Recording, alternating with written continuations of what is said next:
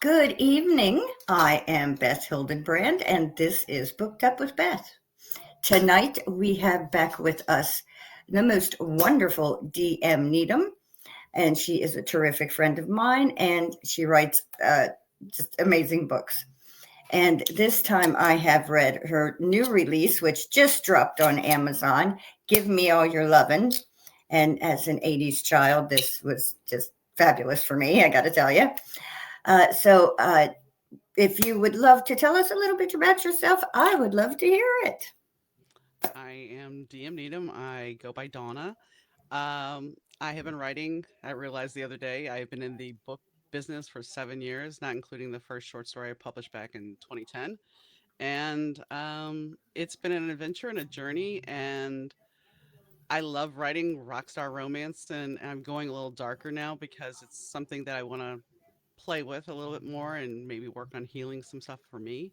So my books are going to get a little darker, but I'm still going to be writing light books because I have books planned more in the Groupie Diaries because that's what this is from.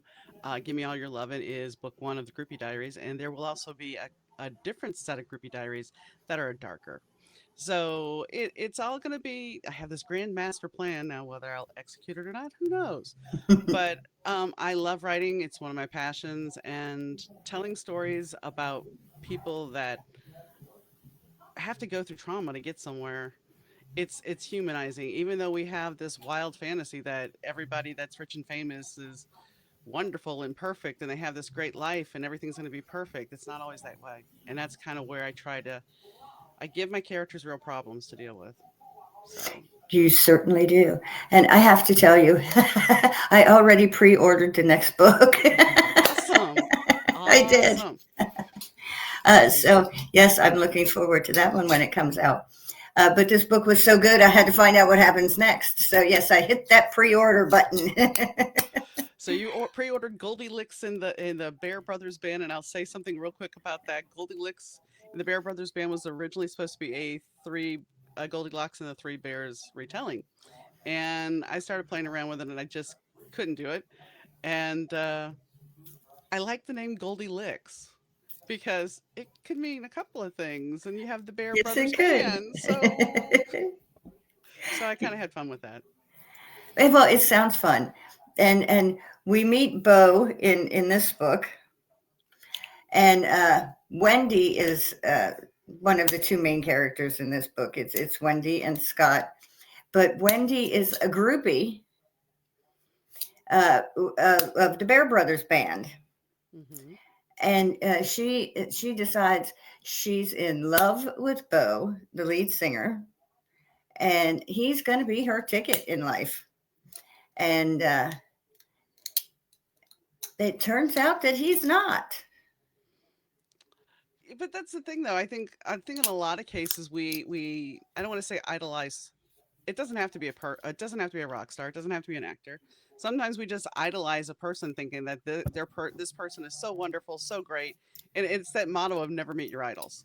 Yes, They always say never meet absolutely. your idols, and the funny thing is, I play with the word groupie, but groupie is such a weird word because I personally have hung out with bands before.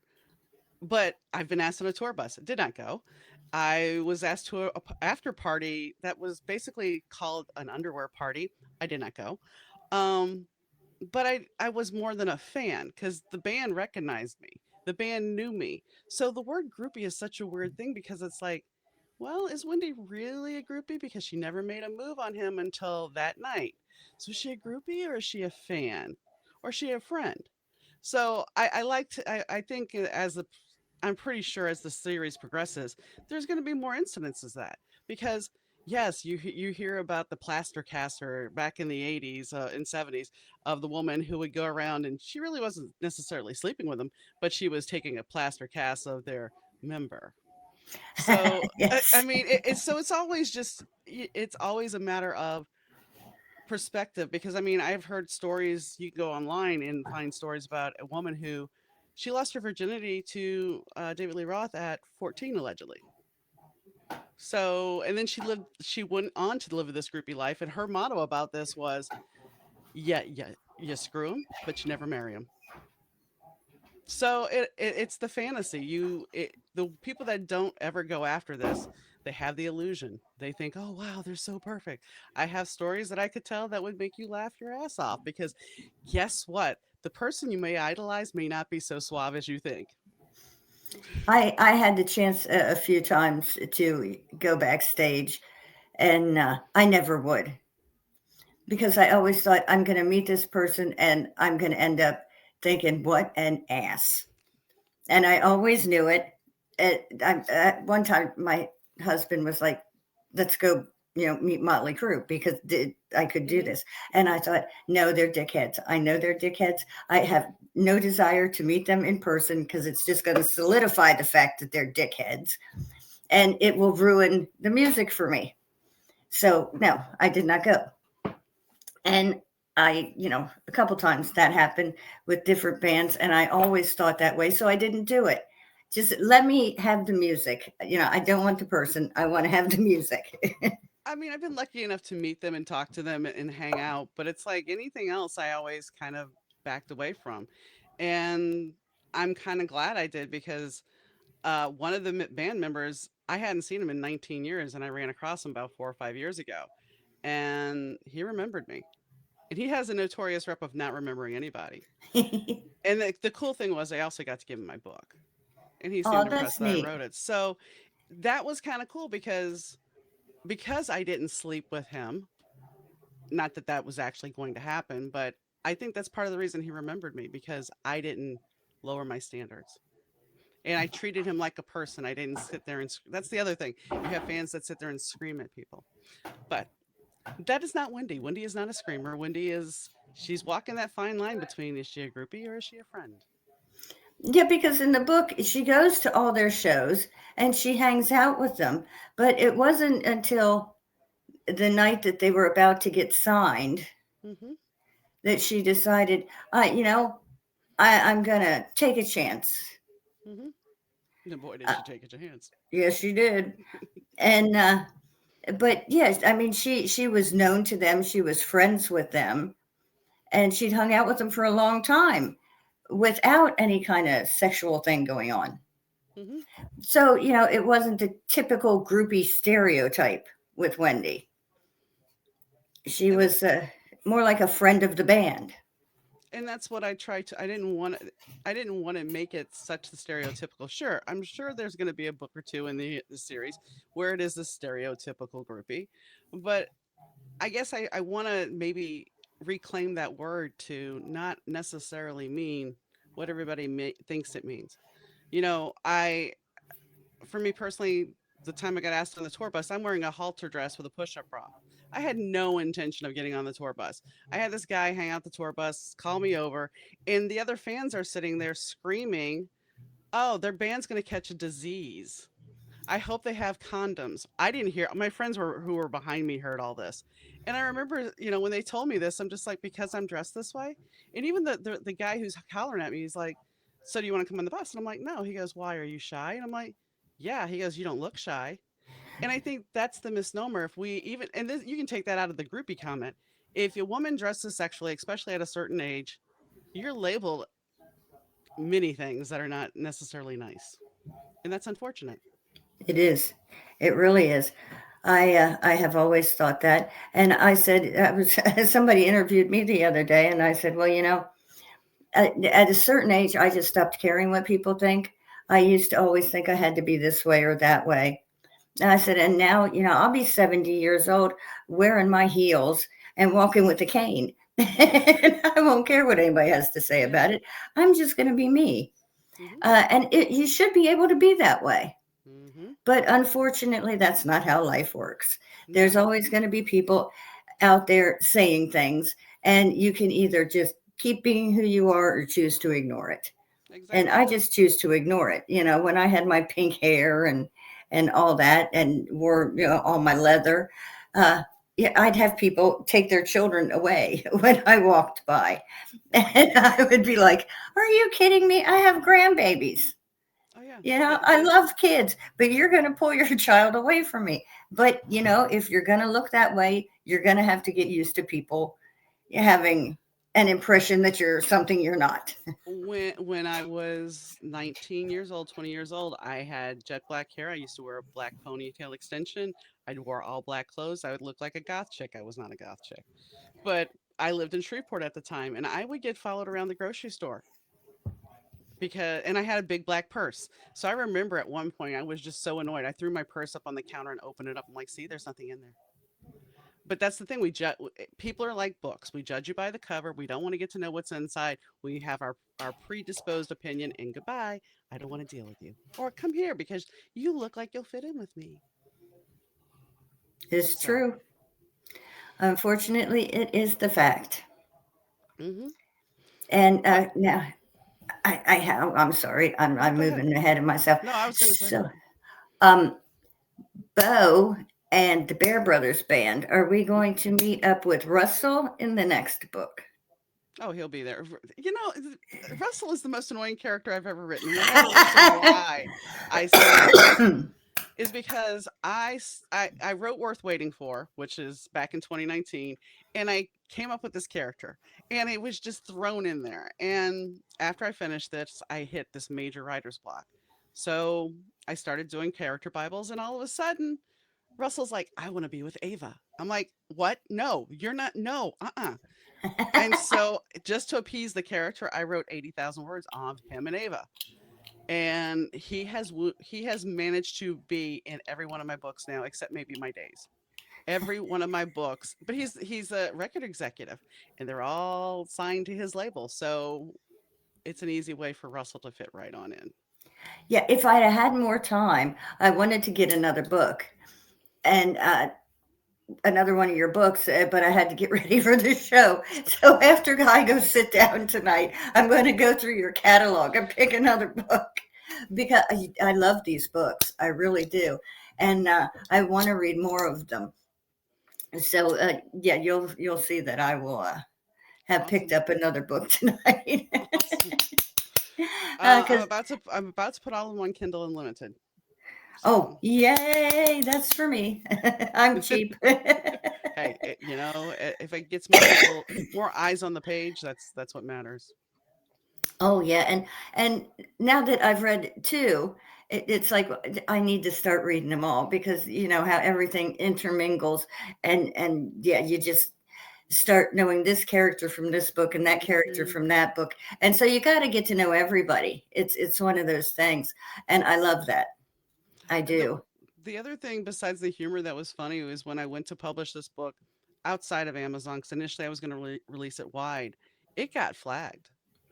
It got flagged that I had to use it because I guess my smut this time was a little more graphic than normal because they're like, Oh, you have to list this as erotica. you're kidding! No, I I got didn't think it flagged. was that bad. And that's the thing. It's like people have looked at Worth Waiting For, and it's not. It's got open door sex. All of my books have. But they're like, oh my gosh. People that knew me were just like mortified. They're like, I can't believe I'm so embarrassed. It's good, but I'm so embarrassed. It's like, okay, well, you had as the that song goes, you ain't seen nothing yet because that's coming, and that's going to be much darker those books because it's gonna. I'm gonna branch this timeline off between Ava, Russell, and Nigel. They're going to be walking two different worlds, making two different choices. The lighter stuff is going to be like the Bear Brothers band, and there's still going to be light on the nicer side of Russell, Ava, and Nigel.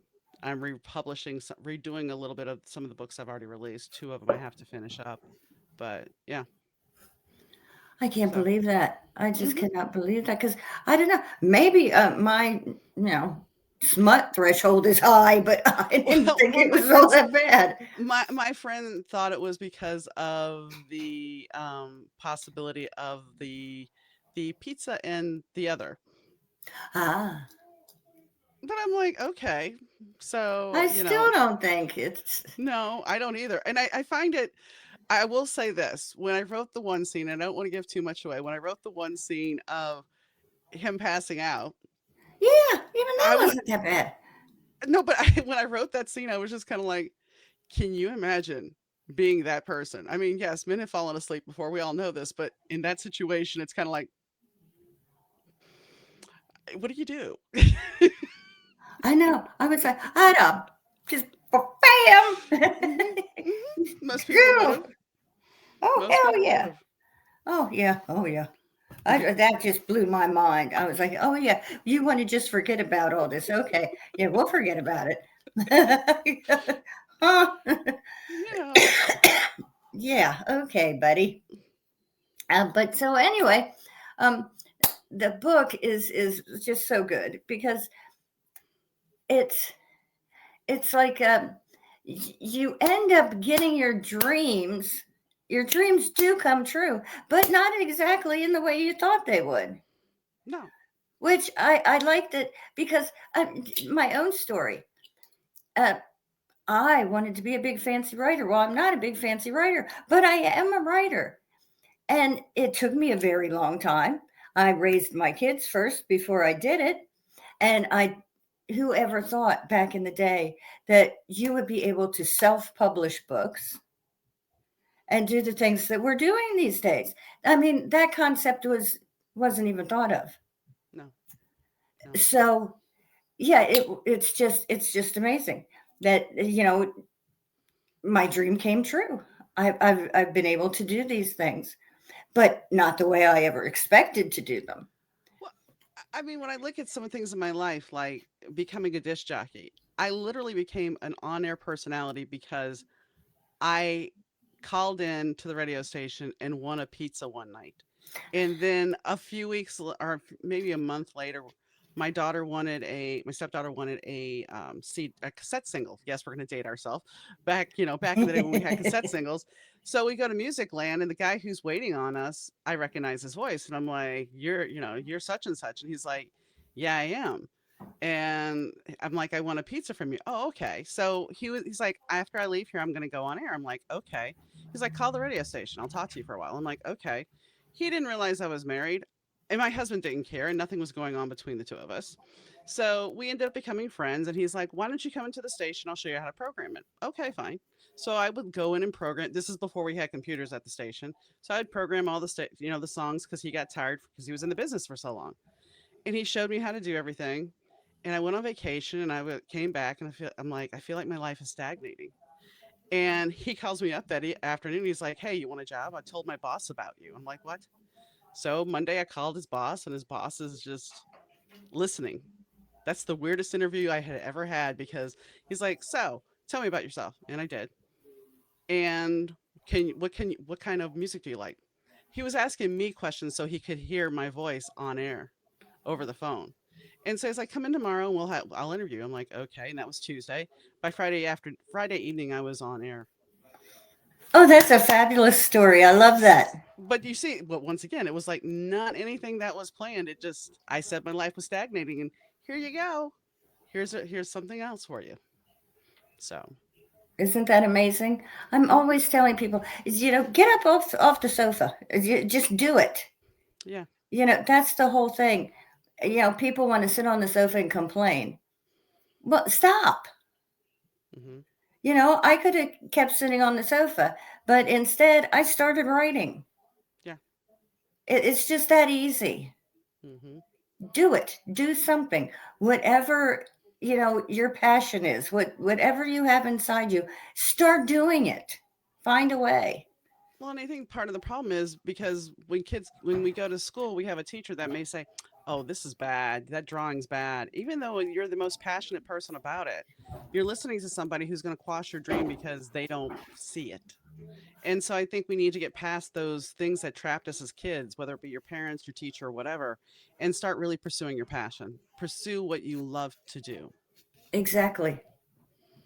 Exactly. I was lucky. I had, well, I had this teacher who, when you got in trouble, you got put into what they called the hole, Hmm. and it was this room where you couldn't see out. You couldn't even see what time it was, and you got stuck in this room for the whole day, and you'd have to like copy out of a dictionary or whatever. And it was like in school suspension. And she was fabulous, and she just I got cat hair flying past me. she just she told me, right, Mary Beth, just right. Hmm. And I did. And last year I had a cup of coffee with her. I need to get in touch and have some coffee with her again.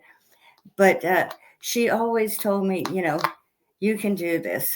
And when I would come to school drunk, she would settle my ass down or send me home quick before anybody else caught me.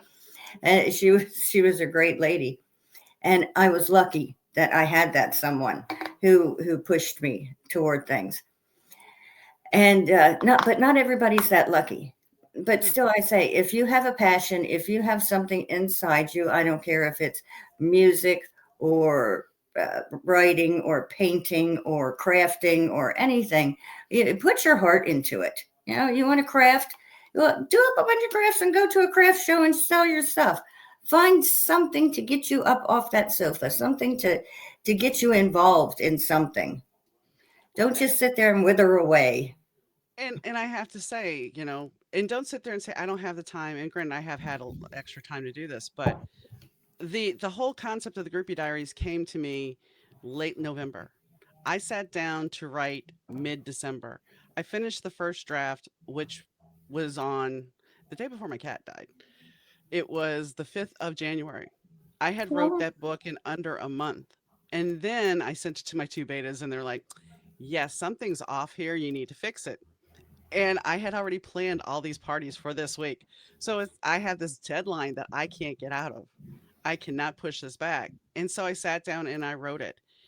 And the thing why I'm saying this is because I challenged myself. I had my first novel took me 3 years. Actually, it took me 33 years to write. But the in its form it took me 3 years. And the fact is I challenged myself enough, even though it's a short novella, to push myself to get there. And I think that's the same motive of getting off the couch. Push yourself past your limits. I understand how tired you can be and understand you just have to keep going. The other night I had posted for parties and stuff and I set aside it was 9:30 and I'm like I need to write because my characters are annoying me for a book that's way ahead and I need to write this down. So I sat down and wrote and went to bed at 11:30 because I had to write it out. And that's the one thing about being a writer is that your characters won't let you rest no, unless they you don't. really take care of them and get it done. Yeah, I was just sitting here before I, clicked on and everything, thinking, okay, how am I going to start this new book? How am I going to start this new book? Because I need to start it. It's driving me crazy. I have a new, I was telling you about that new series I Mhm. want to start.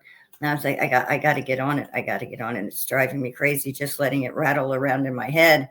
Mhm. And, I had stuff to do this week that prevented me from it. And I thought, nope, nope, nope, I'm starting it tonight.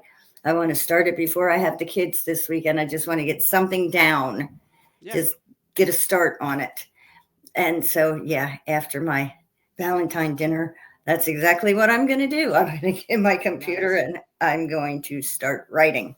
Nice. So, back to the book. So, this book deals with alcoholism because the guitar player, Scott, is an alcoholic.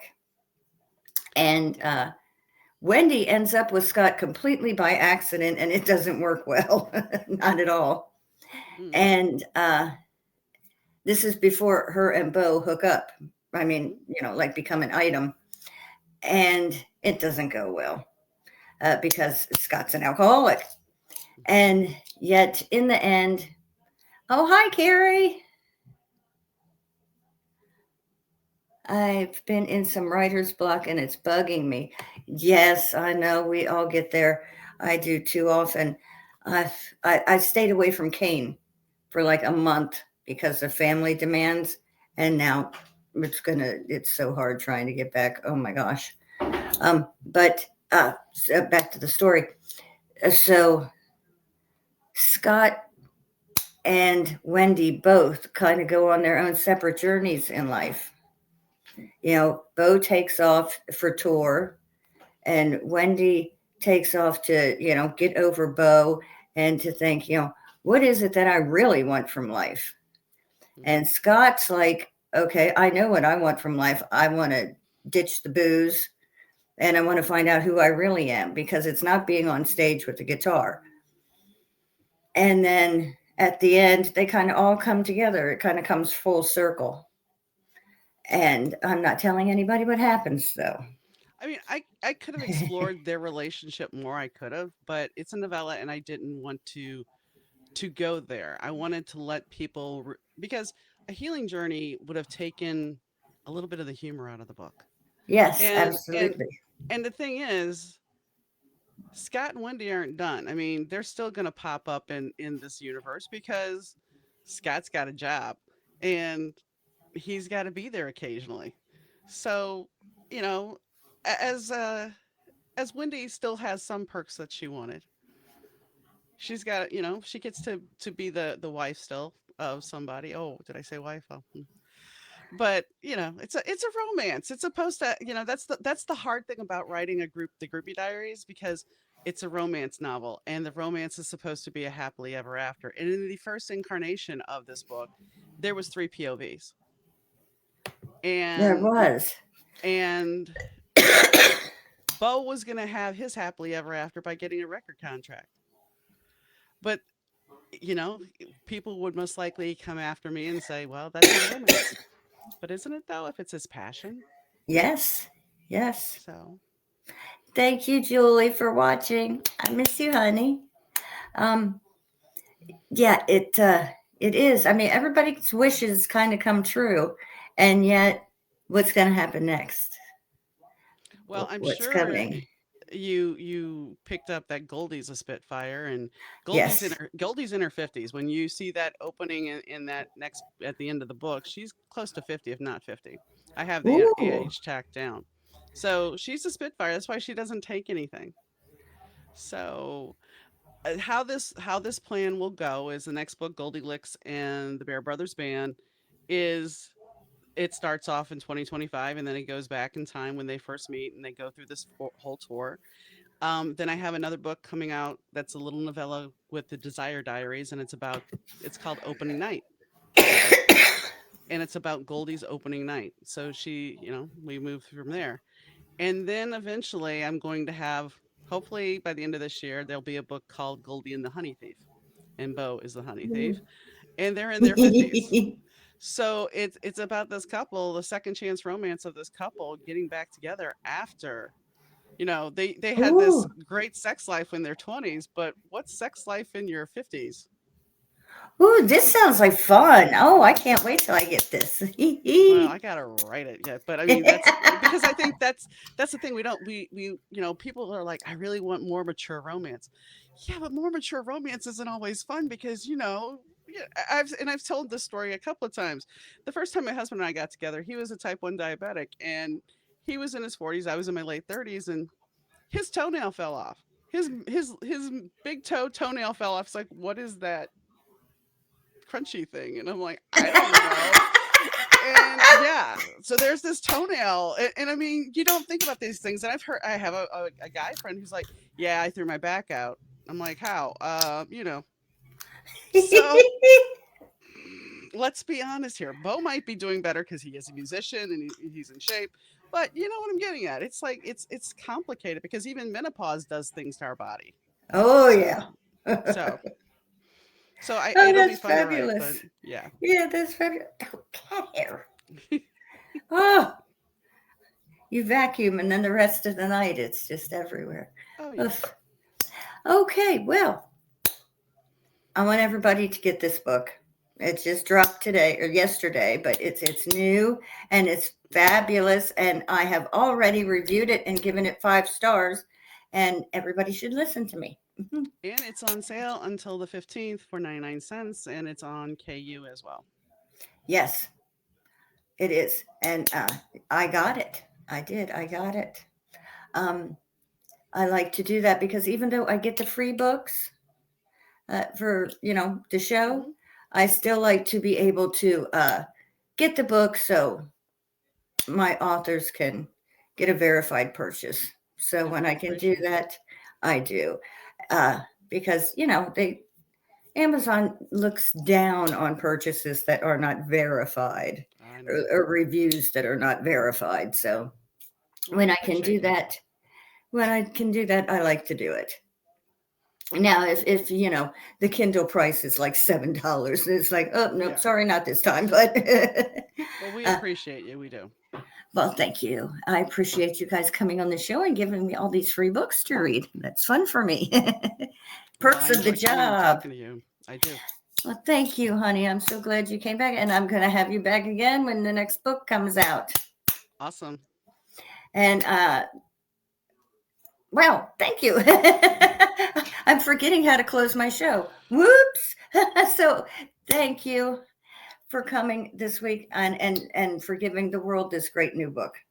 Thank you. And if you want to put your the link and everything up on my Facebook page so everybody can find it. Like I said, I have already reviewed it and given it 5 big stars, so everybody should check it out. And I also want to say this is a little thing for Mimi, that good night, Carrie. Happy Valentine's Day. Have a nice evening, Julie. I got all my cane books recovered because yeah, everybody kept telling me they were boring, and they were. So my formatter, who also does book covers, Sharon Brownlee, she recovered all the cane books for me, and they look fabulous. So that's another reason to go buy my cane books, is because they are newly covered and they look excellent. I love them. So go buy my books too. Yes, do it. And happy Valentine's Day. And yeah, you should go buy my book because there's a nice cover of, you know, a man on there with that's pulling his shirt off. So, Yes, it is. I love that cover. Oh my goodness. I I was like, did it. "Ooh, that's a good." Did you? Yeah. Oh, that's a fabulous cover. Thank you. Thank you. It's like, yeah, I'm looking at that. Oh yeah. Give me all your lovin', it's called. All your hugs and kisses too. Too bad I can't sing. But yes, great tunes and reference to tunes in this book, and great bands. So yes, everybody needs to read this. And thank you again, honey, for being on the show. Thank you. And I think I have a show Sunday. I do. So I will see you Sunday. And happy Valentine's. Have a great weekend. Night, night. Bye bye. Love you.